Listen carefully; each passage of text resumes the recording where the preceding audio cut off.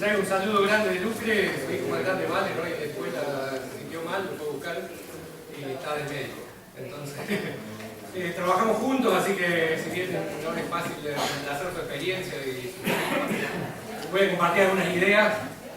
Nosotros en el año 2012 colaborábamos en el Instituto Nacional de Cine y Artes Audiovisuales. Perdón. Se puede prender la luz, pero me parece que se va a ver igual el power y no se duerme.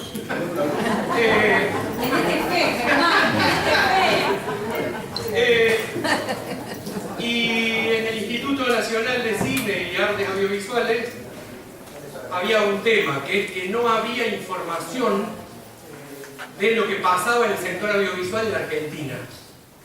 Estoy hablando del año 2012, no estoy hablando de otro momento, ¿no? Esto quiere decir que, por lo menos en el año 1976, el Estado argentino abandona una tarea estratégica, que es pensar este sector y tener un Estado que diseñe una política que tenga que ver con este sector. Entonces el sector privado sí tiene la información que necesita desde su lógica de mercado, desde su búsqueda de rentabilidad, y el gobierno del Estado no tenía información en la calidad y en el grado de desagregación que se necesitan para pensar, diseñar y ejecutar políticas públicas.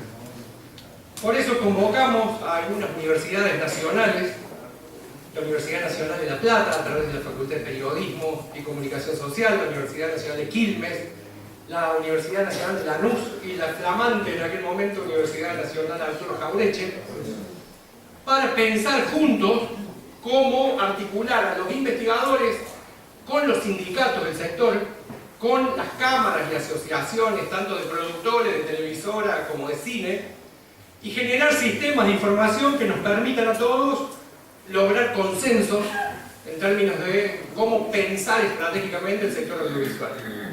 Esto ocurría junto con un cambio en la realidad que era la era digital. Hasta años antes de ese momento, todo lo que tenía que ver con el cine se hacía en 35 milímetros, ¿no? Que eran unas cintas que se proyectaban de esa manera en las salas de cine. Todo lo que era televisión, la televisión por aire o por cable iba por un tipo de antena o por cable coaxil, y todo lo que era telefonía iba por el cable de teléfono, ¿no? La era digital hace que todo vaya a ceros y unos, que todo sea digital. Las imágenes, el sonido, las comunicaciones telefónicas, las películas, los contenidos televisivos. Entonces aparece un momento de la convergencia, que es que las empresas que estaban en ese sector se cagan a piña para ver quién se queda con la parte del león en ese negocio, que es un negocio incalculable. ¿Está bien? En ese momento decíamos, qué buen momento para colarse en esa discusión como un actor más, como el Estado Nacional, diciendo, bueno señores, a ver, a las empresas está claro quiénes son los actores en el campo empresario, en este sector, y está claro cuáles son sus intereses. Ganar más. Siempre ganar más. Entonces, ¿quién le fija reglas de juego a esos que quieren ganar más? ¿Qué pasa? Los medios de comunicación están en control de empresas de comunicación. Pero después de los años 90, entran al sector de la comunicación corporaciones que ya no piensan la comunicación como un canal entre la sociedad y la información, sino que la piensan como un negocio. Y que empiezan a hacer lo que se llama integración horizontal e integración vertical, ¿no? Un canal de televisión que compra una productora de contenidos, ¿no? Un diario que compra la fábrica de papel, un diario que tiene un canal de televisión abierto y que tiene un canal de cable, ¿no? Entonces, integración horizontal e integración vertical en la cadena de valor. Entonces ya no me siento como un empresario de medios, me siento como una corporación empresarial que tiene intereses, ¿está bien?, respecto de todo el sector y que tiene poder, y que tiene mucho poder. Pero aparecen las empresas de telecomunicaciones. Las empresas de telecomunicaciones son mucho más grandes. Y desde antes llegan a los 90 consolidando oligopolios. En toda América Latina, más del 70% del mercado de la telefonía fija y la telefonía móvil lo tienen 3 empresas o 4. En toda América Latina, también en Argentina. Y son empresas 3 o 4 veces más grandes en promedio que las empresas de medios. Entonces, en esa pelea que empiezan a las piñas estos dos sectores, un sector es más grande que el otro. Pero el más chiquito tiene el micrófono, ¿no? Entonces, la capacidad de lobby que tiene este sector es diferente. Entonces, aparece un ámbito de negociación en términos del lobby en el cual este sector aparece otro atributo. Che, loco, no es una empresa solamente. Y no es una empresa que busca rentabilidad solamente. Es una empresa que construye sentido a través de lo que hace, ¿no? Y entonces ahí aparece otro actor que es la sociedad, ¿no? Que somos nosotros. Que somos de mentira y que somos invisibles en tanto no estamos organizados. No, la sociedad, la gente, las mayorías, nada. Nadie, ¿no? De hecho, hasta el año 2009, toda la ficción de producción nacional que veíamos los argentinos en la televisión, de producción nacional, se decidía en el directorio de 2 empresas. Que eran las únicas 2 empresas que tenían un modelo de negocio para hacer guita y para producir ficción en el país, ¿no? Y que se pasaban por Canal 13 y se pasaban por Canal 11. Todas. Una sola ciudad del país, una sola clase social, un solo sujeto social definía la estética, definía el contenido y definía lo que no íbamos a ver. Y los gordos, cordobeses como yo, nunca nos vimos reflejados en la pantalla, nunca nos vimos contados en esa pantalla y nunca tuvimos un orgullo de estar en esa pantalla. Aparecía algún mecánico, aparecía algún borracho, aparecía alguien del interior, ¿no? Siempre aparecíamos en ese lugar de reparto, ¿no? Nunca el lindo era un gordito simpático. Nunca. Y cordobés. Y eso hace a nuestra identidad. Y esa identidad hace a nuestra estima y eso hace a la diversidad cultural. Entonces acá entramos a otra parte del análisis de esto, que es cómo este sector, ¿no? Entonces ahí nos fuimos a otra discusión que tiene que ver con los derechos humanos, ¿no? Y que tiene que ver, me voy de acá de todo esto que estaba charlando y digo, vamos a pensar los derechos humanos y vamos a pensar la diversidad cultural. El que hace guita, ¿qué quiere? ¿No? Ustedes los contratamos, vamos a Sony, vamos a Fox, vamos a alguna cadena, le digo, muchachos, tienen 200 millones de latinoamericanos para hacer la cabeza con películas yankee, ¿está bien? Entonces, ¿qué quieren? Homogeneidad. Porque ahí está el negocio, el 2% del rating de 14 países, ¿no? Entonces, ¿qué necesitan del otro lado? 10 millones de tipos que entiendan la peli. Y que la entiendan igual, y que entiendan ese humor, y que entiendan esa acción, y que entiendan, disfruten de esa manera de entretenerse y los elijan, ¿no? Esa cosa de que los elijan, que legitiman toda esa cosa. Pero, entonces hay un tema que es nuestra matriz ideológica, que son los lentes con los que nosotros vemos la realidad. Y donde nos vemos a nosotros mismos, y ahí aparece la formación política. Porque nosotros vemos en esa pantalla con lentes. Y esos lentes se construyen en la formación política. Y ustedes dicen, chale, está bien, eso es lo que estamos haciendo como intento en este ámbito. No, eso es lo que te hace todos los días en tu casa, eso es lo que hace todos los días en la escuela, y eso es lo que hace crecientemente todos los días en la tele, y eso es lo que hace crecientemente todos los días el celu. Formarnos políticamente, ponernos al alcance de la mano una manera de contar las cosas y una imagen de soporte de las cosas que legitima eso, pero que sobre todo hace que no discutamos otro millón de cosas. Lo importante de que estemos discutiendo esto de esta manera no es solo lo que se naturaliza, sino es todo lo que se invisibiliza, ¿no? Entonces, Hay un libro de Luis Majul que se llama Los dueños de la Argentina, ¿no?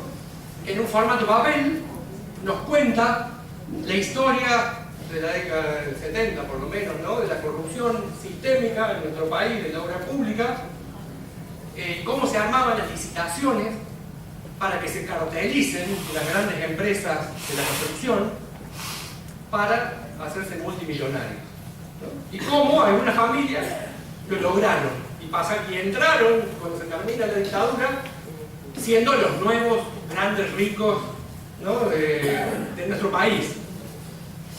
Y eso no se discute hoy, ¿no? Es el famoso, el inteligente e importante libro para mirar la realidad hoy, ¿no? No se discute. Y la realidad se naturaliza a partir de que los contrabandistas, hijos de estos muchachos, nos señalan con el dedo a nosotros, ¿no? Entonces fíjense todo lo que se baja en la discusión. No solo que el dedo acusador sea este, sino también que la estructura de poder que hace que sea un niño rico, ¿no? Se invisibiliza, se saca de la discusión, ¿no? Entonces, para volver a esto, la política no se reemplaza, compañeros. Y la política tiene un ámbito de construcción y de acumulación. Lo construyen los militantes y lo acumulan las organizaciones políticas. Y eso subordina todas las otras discusiones.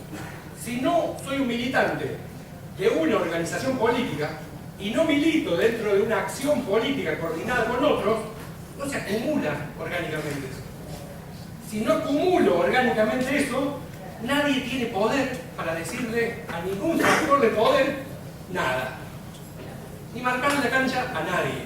Entonces hoy, ¿quién va a ser el que acumule el poder para sentarse ante la fusión de Cablevisión y Clarín y decirle no podés tener el 99,9% del mercado, solo podés tener el 98% del mercado? ¿Quién va a hacer eso? ¿Quién va a ser el comunista, ¿no? Que pague con años de cárcel semejante atropello a la libertad del mercado? ¿No? ¿Quién va a ser? ¿Quién se va a animar? ¿No? El compañero que empoderemos. Entonces, la comunicación no puede discutirse en este ámbito para que acumule, ¿no? Para que sea funcional y traslade ese poder a alguien que pueda dirigirse y tomar esa decisión por afuera de los ámbitos que permiten la acumulación. Si no tenemos sindicatos, si no tenemos partidos, si no tenemos unidad básica, si no tenemos un centro cultural, si no tenemos un lugar en donde eso acumule, entramos en la marea, que suma, que es imprescindible, que genera, pero que no acumula linealmente, ¿no? Genera estado de ánimo, genera, ¿no? Como estas cosas, pero no acumula. No acumula, no hay nadie que cierre el puño y lo use en un sentido, ¿no? Estamos todos ahí, suma. Para mí esto es muy importante a la hora de discutir comunicación, porque generalmente el fetiche de la comunicación subordina nuestra manera de pensar en contra de la eficacia de nuestra acción comunicacional. Entonces viene la dictadura del meme, ¿no? Entonces decimos, muchachos, el meme lastima al poder, ¿no? Y decimos, muchachos, el poder enfrenta al poder. El poder enfrenta al poder. El meme es otro dispositivo de comunicación que funciona perfecto en los celulares, que es donde los sub-35 acceden a la información y donde construyen sentido y donde se informan. Con lo cual, si no estamos ahí, perdemos un campo de confrontación con nuestros adversarios que lo ocupan. ¿Está bien? Entonces, si nosotros este mapa que hicimos es del año 2012, ¿sí? Yo lo presento muy rápido y después en la parte de las preguntas vemos si da para profundizar en algún sentido o no. Lo que hicimos fue decir, empezamos con una capa, de un gráfico que tiene varias capas, ¿no? Que era el año 2012, todos los canales de televisión abierta. Estos eran todos los canales de televisión abierta en Argentina, que uno miraba gratis, ¿se acuerdan? Con la antena vieja, ¿no? Y que tenía un área de cobertura. ¿Está bien? Pero no son todos iguales. Decimos, che, no son todos iguales, esta lista está mal puesta así. Decíamos, estos son los privados. Hay algunos que había un licenciatario que era una empresa y otros que eran públicos. Estos son los que tenían licenciatario que eran empresas, privados. Otra diferencia es que aparecen los grupos, ¿no? Había 4 grupos económicos en control de medios. No, pero no importa porque se va a poner peor todavía, así que no se preocupen. Se va a poner más chiquito. Entonces, Canal 13, Telefe, América y Canal 9 eran los dueños. Yo sabía que estaba dado Esto en el 2012, claro. Todavía está la foto del 2012. Pero había 4 canales dentro del sector privado que ocupaban un tamaño diferente, ¿no? En términos simbólicos. Y tiene que ver con poder, ¿no? Y había 2 factores de poder. Un factor de poder, la audiencia. Sus contenidos eran vistos por más argentinos. Otro factor de poder, que tenían un grupo económico atrás, tenían la espalda. Déjame que le pongo luz. Perdón. Pensaba que podía fallar. Muchas gracias. Sí. Resulta que la audiencia, como legitimador, después descubrimos. Gracias, Luz. La audiencia, como legitimador, era falso. Porque resulta que Canal 13 y Telefe eran los únicos 2 que tenían ficción de producción nacional. Los únicos 2. Y los únicos 2 que tenían un programa de televisión que mida más de 5 puntos de rating. Que justo es la línea a través de la cual uno empieza a hacer guita grande en la tele en el 2012. ¿No? 5 puntos de rating. ¿Por qué eran los únicos 2 que lograban eso? Por fuerza lenta. Porque en los 90 salieron a tomar el mercado y todos los otros repetían en el horario central los contenidos de ellos. ¿No? Entonces, che, este programa más visto porque es que la gente más quiere. No, hermano, porque si vivía en Río Cuarto, donde vivía yo, era el único canal si no pagaba cable. 1. ¿No? Que tiene una alianza con Telefe. Y en Córdoba, 2. ¿No? 1 con Telefe, otro con Arteal y el de la universidad. Para 2 millones de tipos. Entonces digo, ¿cómo legitimamos esto del lado de la audiencia? No, muchachos, fuerza de venta. O esto, o pagar. Después aparecen los licenciatarios públicos, que también diferenciamos Canal 7 en ese momento, en la TV pública, cuyo licenciatario era el Estado Nacional, de los otros cuyos licenciatarios eran o universidades nacionales o gobiernos provinciales. Entonces también era diferente su alcance.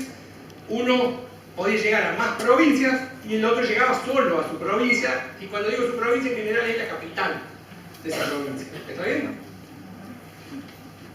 Después, eso serían abajo. Arriba en rojo pusimos señales que aparecían en el cable cuando uno compraba y cable operadores. ¿Está bien? En verde, ahí chiquito, pusimos la TDA. En el 2012 aparece la televisión digital abierta, una plataforma gratuita que te ofrecía 20 canales, ¿no? Que también llegaba a domicilio, pero después cualquier cosa entramos en esa charla. Entonces ahí los dibujamos más o menos todos, porque era un dibujo que nos quedó grande. Vamos a otra capa, las productoras de contenido para televisión.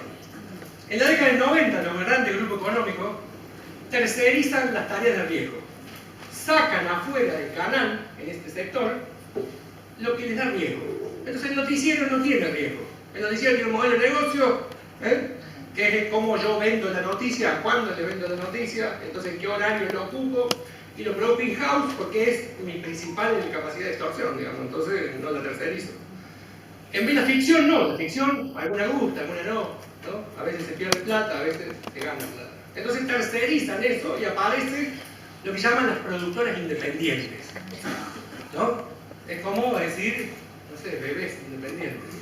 Entonces, che, productor independiente que produce algo que va a un canal, No hay manera de que tenga independencia ese canal. De hecho, en el 2012, las principales, el 33% de las acciones y el capital controlante era de los canales, ¿no? Con lo cual esto de la producción independiente no existe. Una manera en la que la flexibilización legitima esta etapa de tercerización que se da en los 90, ¿no?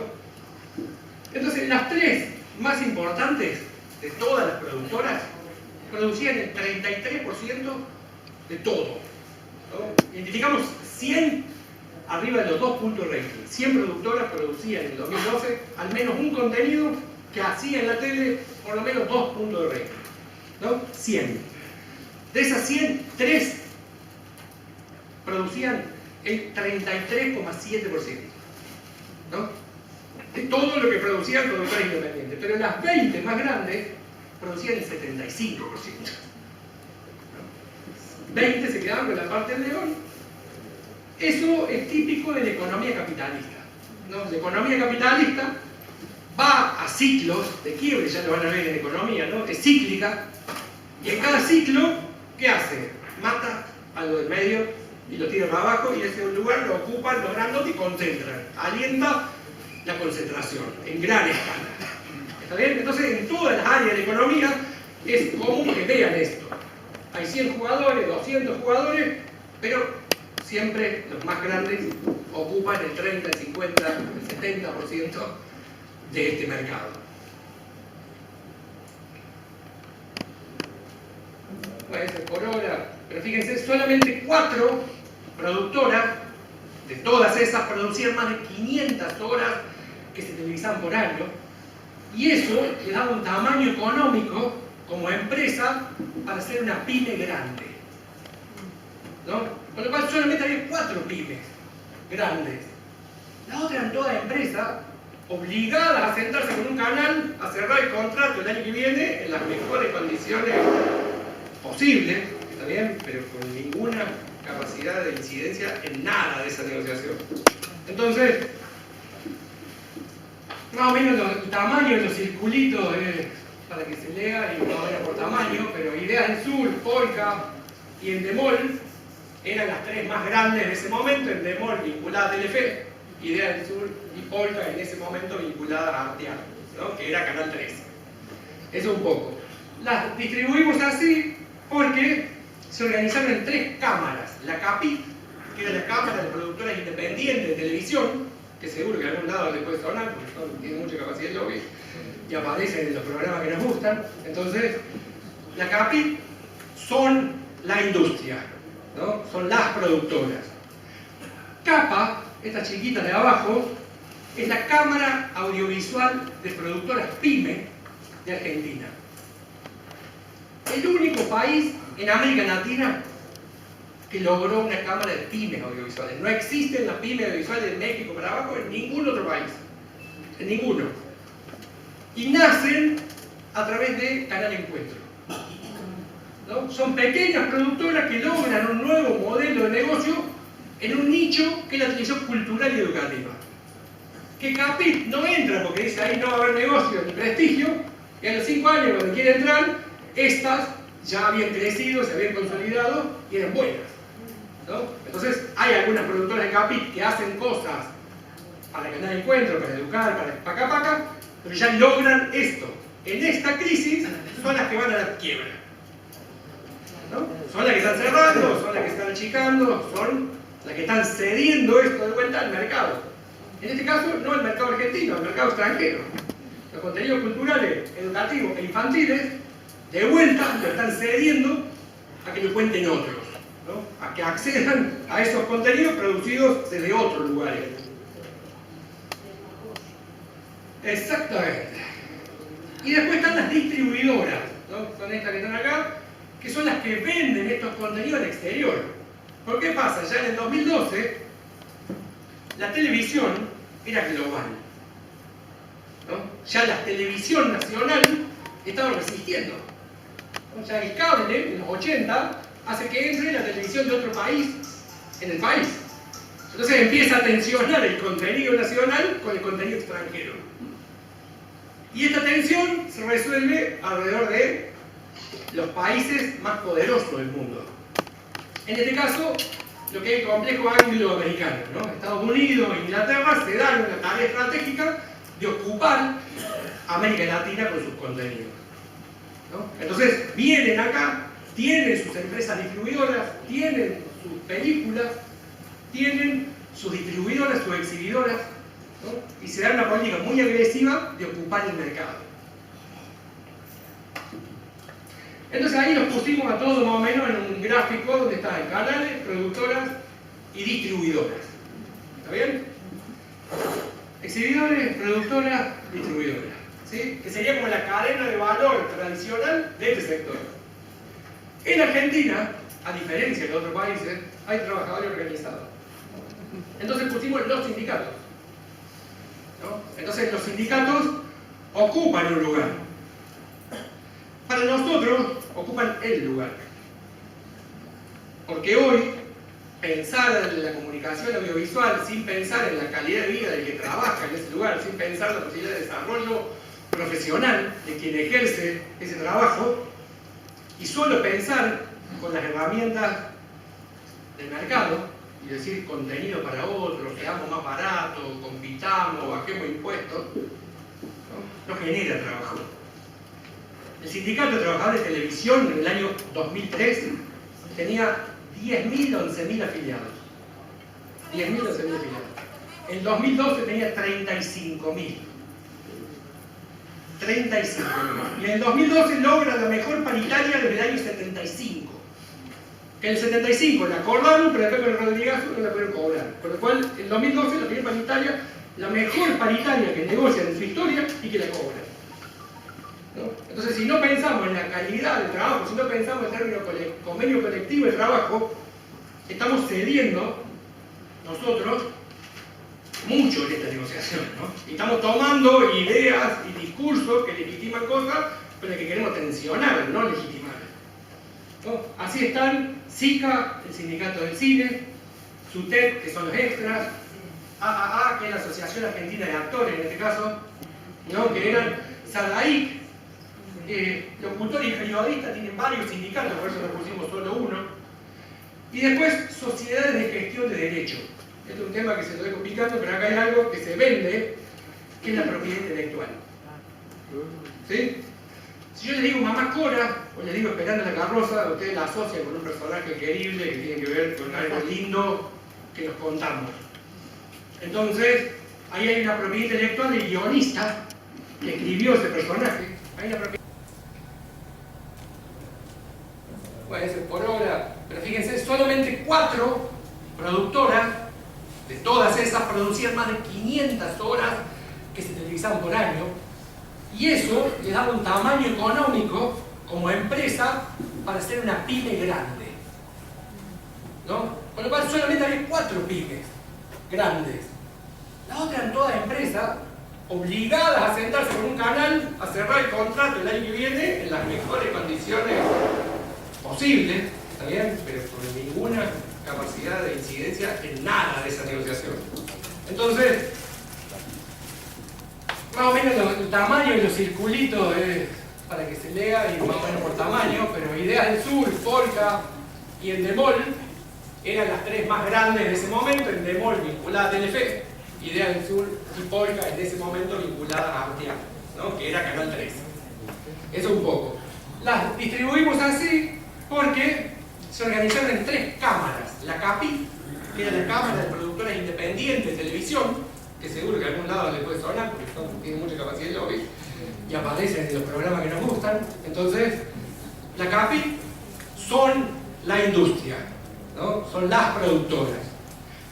CAPA, esta chiquita de abajo, es la Cámara Audiovisual de Productoras PYME de Argentina.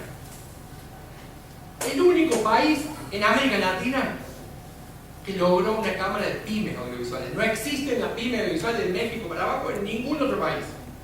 En ninguno. Y nacen a través de Canal Encuentro, ¿no? Son pequeñas productoras que logran un nuevo modelo de negocio en un nicho que es la televisión cultural y educativa. Que Capit no entra porque dice ahí no va a haber negocio ni prestigio, y a los 5 años cuando quiere entrar, estas ya habían crecido, se habían consolidado y eran buenas, ¿no? Entonces hay algunas productoras de Capit que hacen cosas para ganar encuentros, para educar, para paca, pero ya logran esto. En esta crisis son las que van a la quiebra, ¿no? Son las que están cerrando, son las que están achicando, son las que están cediendo esto de vuelta al mercado. En este caso, no el mercado argentino, el mercado extranjero. Los contenidos culturales, educativos e infantiles, de vuelta lo están cediendo a que lo cuenten otros, ¿no? A que accedan a esos contenidos producidos desde otros lugares. Exactamente. Y después están las distribuidoras, ¿no? Son estas que están acá, que son las que venden estos contenidos al exterior. ¿Por qué pasa? Ya en el 2012, la televisión era global, ¿no? Ya la televisión nacional estaba resistiendo. Ya el cable, en los 80, hace que entre la televisión de otro país en el país. Entonces empieza a tensionar el contenido nacional con el contenido extranjero. Y esta tensión se resuelve alrededor de los países más poderosos del mundo. En este caso, lo que es el complejo anglo-americano, ¿no? Estados Unidos e Inglaterra se dan una tarea estratégica de ocupar América Latina con sus contenidos, ¿no? Entonces vienen acá, tienen sus empresas distribuidoras, tienen sus películas, tienen sus distribuidoras, sus exhibidoras, ¿no? Y se da una política muy agresiva de ocupar el mercado. Entonces ahí los pusimos a todos más o menos en un gráfico donde estaban canales, productoras y distribuidoras. ¿Está bien? Exhibidores, productoras, distribuidoras, ¿sí? Que sería como la cadena de valor tradicional de este sector. En Argentina, a diferencia de otros países, hay trabajadores organizados. Entonces pusimos los sindicatos, ¿no? Entonces los sindicatos ocupan un lugar. Para nosotros ocupan el lugar. Porque hoy, pensar en la comunicación audiovisual sin pensar en la calidad de vida del que trabaja en ese lugar, sin pensar en la posibilidad de desarrollo profesional de quien ejerce ese trabajo, y solo pensar con las herramientas del mercado, y decir contenido para otros, seamos más baratos, compitamos, bajemos impuestos, no genera trabajo. El Sindicato de Trabajadores de Televisión en el año 2003 tenía 10.000 o 11.000 afiliados. 10.000 o 11.000 afiliados. En 2012 tenía 35.000. 35.000. Y en el 2012 logra la mejor paritaria desde el año 75. En el 75 la acordaron, pero después con el Rodrigazo no la pudieron cobrar. Con lo cual, en 2012 la primera paritaria, la mejor paritaria que negocia en su historia y que la cobra, ¿no? Entonces, si no pensamos en la calidad del trabajo, si no pensamos en términos convenio colectivo de trabajo, estamos cediendo nosotros mucho en esta negociación, ¿no? Y estamos tomando ideas y discursos que legitiman cosas con las que queremos tensionar, no legitimar, ¿no? Así están SICA, el sindicato del cine, SUTEC, que son los extras, AAA, que es la Asociación Argentina de Actores en este caso, ¿no? Que eran SADAIC. Locutores y periodistas tienen varios sindicatos, por eso nos pusimos solo uno. Y después, sociedades de gestión de derecho. Este es un tema que se lo dejo picando, pero acá hay algo que se vende, que es la propiedad intelectual. ¿Sí? Si yo le digo Mamá Cora, o le digo Esperando la carroza, usted la asocia con un personaje querible que tiene que ver con algo lindo que nos contamos. Entonces, ahí hay una propiedad intelectual del guionista que escribió ese personaje, hay una propiedad intelectual del director que eligió contarlo de esa manera, hay una propiedad intelectual del actor que generó ese estilo de personaje, ¿no? Entonces hay sociedades de gestión que gestionan y defienden los derechos de estos trabajadores frente a las empresas que pasan estos contenidos, y que después podemos charlar un poco más en profundidad del tema de propiedad intelectual, que es una discusión posible. Entonces ahí está SAGAI, está SADAIC también, y está Argentores, que son los actores. Entonces ahí lo pusimos al medio, no sabíamos cómo distribuirlo, entonces lo pusimos al medio para... Después pusimos al Estado. En ese momento, Cristina, después del 2009, decide, desde la ley, desarrollar una burocracia de Estado que se haga cargo de esto. ¿No? Muchachos, vamos a por esto. Pensemos estratégicamente de vuelta a esto. Entonces, aparece el Ministerio de Planificación Federal con el Consejo Asesor del Sistema Argentino de la Televisión Digital y repiensa la soberanía tecnológica de quiénes son los satélites, de quiénes son las antenas, cómo funciona esto estructuralmente, los contenidos, además de la televisión pública, Educar, Paca Paca, Tecnópolis TV, le piden, dice, lo que el mercado no resuelva. Contenidos infantiles, el cine nacional, ¿no? Contenidos educativos y culturales, esos son canales. Pero también está el AFCA, también está TELA, ¿no? También está la Secretaría de Comunicación Pública, que es la que administra la pauta. Entonces eso son más o menos los tamaños.